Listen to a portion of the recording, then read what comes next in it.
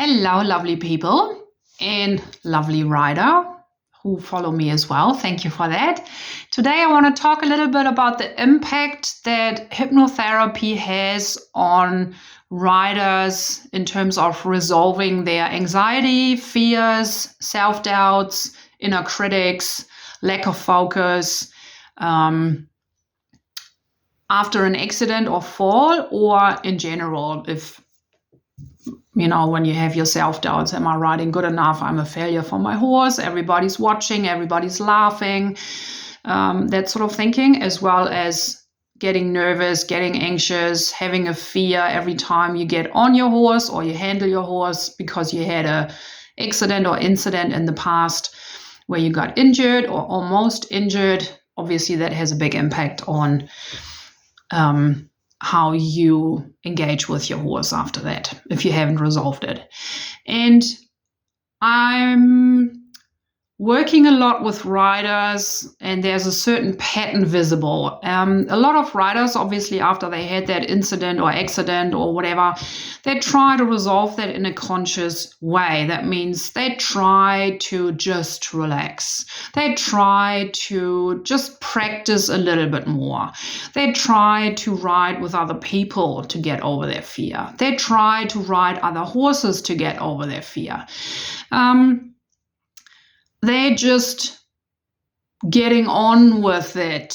They're just pushing through it. They just accept that little steps at a time are okay. That often happens for months, even years.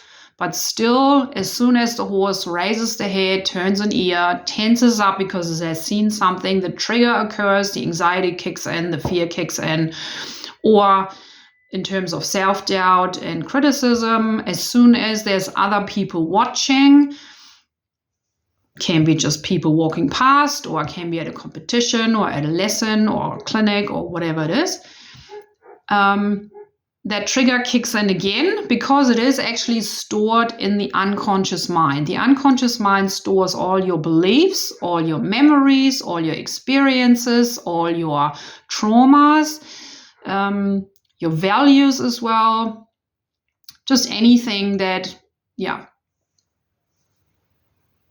you have experienced in your life so far. And obviously that's good stuff that you really like to think about, or good things that happened in your life, but as well as bad things that happened in your life, or negative beliefs or negative ways of thinking that are holding you back. And hypnotherapy can resolve these issues in often just 1 or 2 sessions. Obviously, everybody is different. Everybody has different issues, and everybody needs a different amount of time.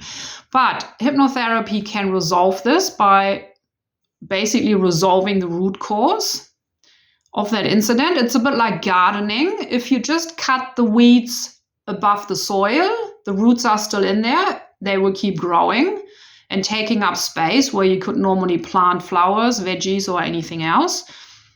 That's the conscious way of dealing with things. The unconscious way goes down to the root of the issue. Means if you're weeding and you pull out the weeds with the roots, they might come back, I don't know, in a few weeks because the wind is just blowing some seeds on it. But you can clear the garden, pulling out the weeds with the roots. The weeds are your fear, your anxiety, your limiting beliefs, your inner critic that is holding you back, actually enjoying your riding. And if you pull the weeds out with the roots, you clear the garden bed. Excuse me, my nose is running. And you can plant your veggies, your flowers, and they can grow and blossom and carry fruits and stuff. You have to carry for your garden bed, of course, with watering and maybe fertilizer and stuff. But the weeds don't have a chance to come back because you pulled them out with the roots. So to get that bridge again to the hypnotherapy process is when you resolve the root cause of your fear, your anxiety, your self-doubt, your inner criticism, the The path is clear for good experiences, meaning riding with confidence, trusting your horse and yourself again, not getting triggered anymore by just a tiny little piece that causes you to react as if it was a potential danger. Obviously, we still want to be aware and we want to respond. If your horse really gets upset about something, you just don't want to sit there, oh, yeah, I don't care. But that is different. There is the real threat and danger in that situation. And there is the fake threat or danger in the situation. When the horse just turns an ear, you don't have to overreact and your heart rate doesn't go up and your breathing gets shallow and you're clumping up. You're just noticing, oh, okay, my horse has seen something, so you have the time to prepare and be aware and on the lookout. That is a healthy and balanced reaction. The overreaction comes into kick in when you haven't resolved your root cause of your fear. And every time a little trigger occurs, like I said, just pinning an ear, just having a look, what horses do normally, you are completely in your survival mode already. And that is what is the difference. So you want to be in a balanced state, responding in a balanced way, not overreacting as soon as the trigger occurs. I hope that makes sense. So that is the benefit of hypnotherapy. It saves a lot of time and money. And because it saves you time and you're not going on with all of this that's holding you back and stops you from enjoy your riding and horse time, it becomes a habit if you keep sort of practicing in a conscious way to control your fear and your negative thinking and stuff. What you repeat creates a stronger connection in your brain. So the more you repeat your trigger response, overreacting, getting highly anxious and fearful and tensioning up your body, your nervous system thinks this is the normal response and always acts that way. When you have cleared the root cause, you can act instead of reacting. And that also means when you're saving that time of trying and dealing with it and doing little steps and things like that, there's two types of horses that you develop when you still are a nervous, stressed, fearful, doubtful, not focused rider. One option is you get a highly anxious, stressed, and always on the edge horse. That's what a lot of people just call, oh, he just freaks out into every little thing and he's just afraid of everything. What a chicken.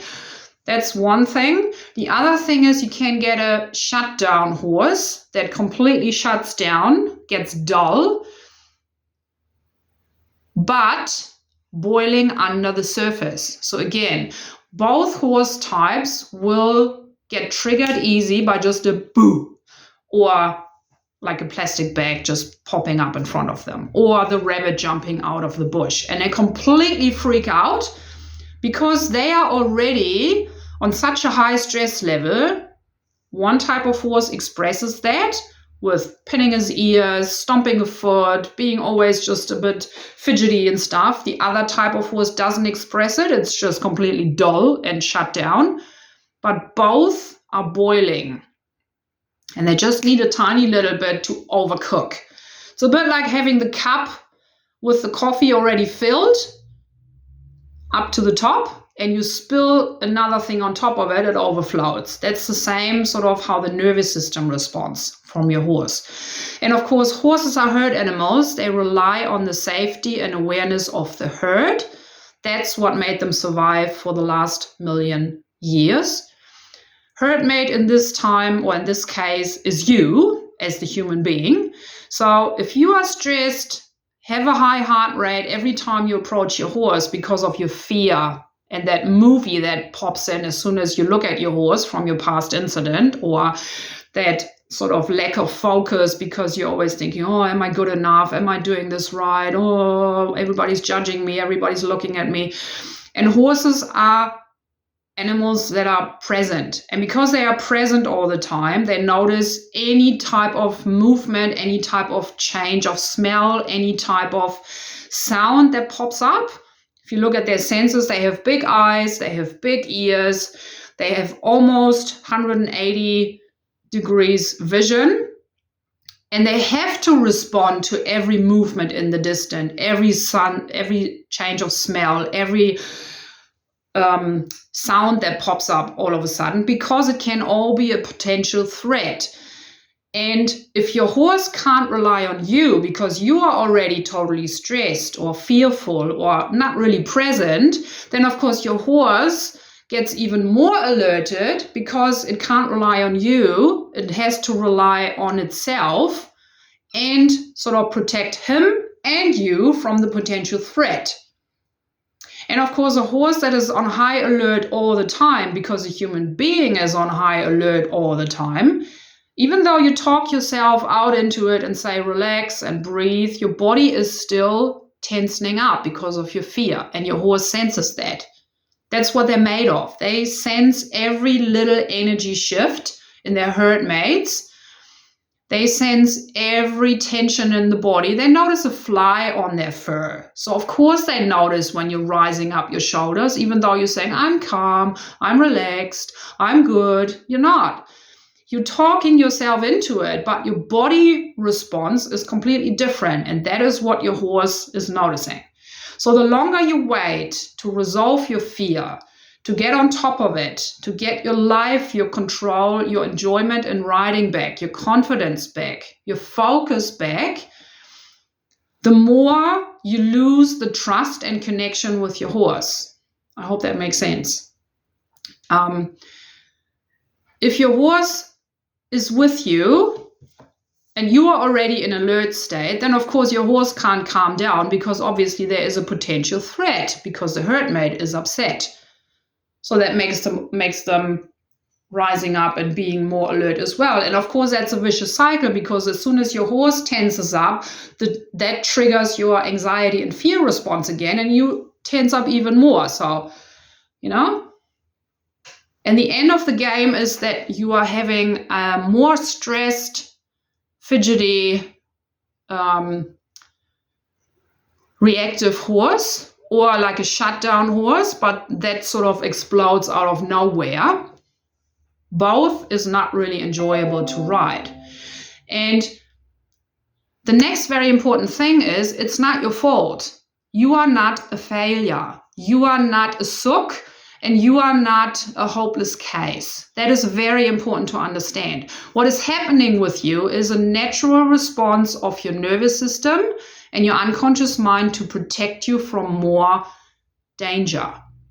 Even though the danger is not sort of there anymore, as it was when you had your incident or when you were laughed at in school, and therefore you created that belief that you're not good enough. That is in the past. It's not present anymore. But of course, your nervous system has learned over time to respond in the same way, with fear, with tensing up, with procrastinating, with losing focus. And that becomes a habit, automatic. And that's why it is almost impossible to resolve this in a conscious way, because as soon as the trigger comes, you get back into that response. Even though you have trained yourself mostly out of it, if the trigger comes, if your horse just does a little buck, stumbles a little bit, your fear response kicks in again, and you're back in that fear and anxiety cycle. I just used fear and anxiety in my little explanation here because this is the most common problem that riders experience.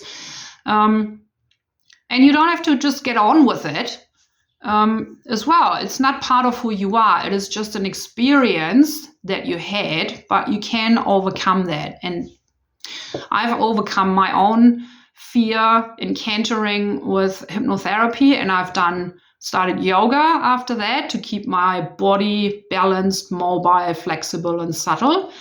And that basically helped me to overcome my own incident and my own fear that I could actually canter and have a big smile on my face again. And who doesn't want that? I mean, all our time is precious. Horse time is precious.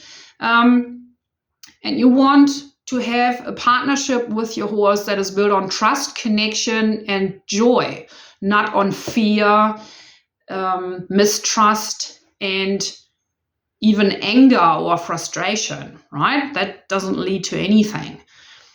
And the more you're pushing yourself through it, the more you're getting stuck in that vicious cycle. So resolve the root cause and enjoy riding again. And I'm more than happy to answer all your questions you might still have, because hypnotherapy, some people have a funny idea what this is. And of course, there's all sorts of different varieties of hypnosis and stuff, like clucking like a chicken when they do it on stage for entertainment. But what I'm doing is clinical hypnotherapy, which is completely different. And yeah, the riders that have done it so far are all very happy that they could resolve their issues in just 1 or 2 sessions and actually enjoy riding again. Long term. Yippee-yay. Again, feel free to contact me and just discuss this further. Hypnotherapy is an effective and safe way.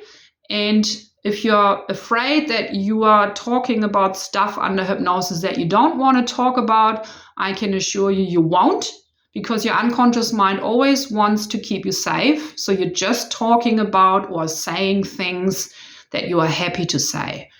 And I create a very safe space, a very relaxing space for you so that you can really engage nicely. If you're curious about it, just flick me a message and we can have a chat together. You can ask me all your questions.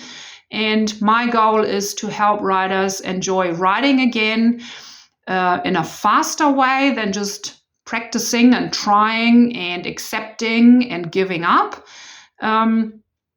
For the sake of the riders, but also for the health and well-being of the horses, because a stressed and tensed rider creates a stressed and tensed horse. It's the normal cycle you perform as a team. So let's interrupt this and get you back into a great partnership with connection, with understanding, trust, and a lot of fun, joy, enjoyment, right? Cool. I hope that clears up a little bit why hypnotherapy is worth to try it. Not just for yourself, but also for your horse. Rightio. Thanks for listening, and I talk to you soon. Bye.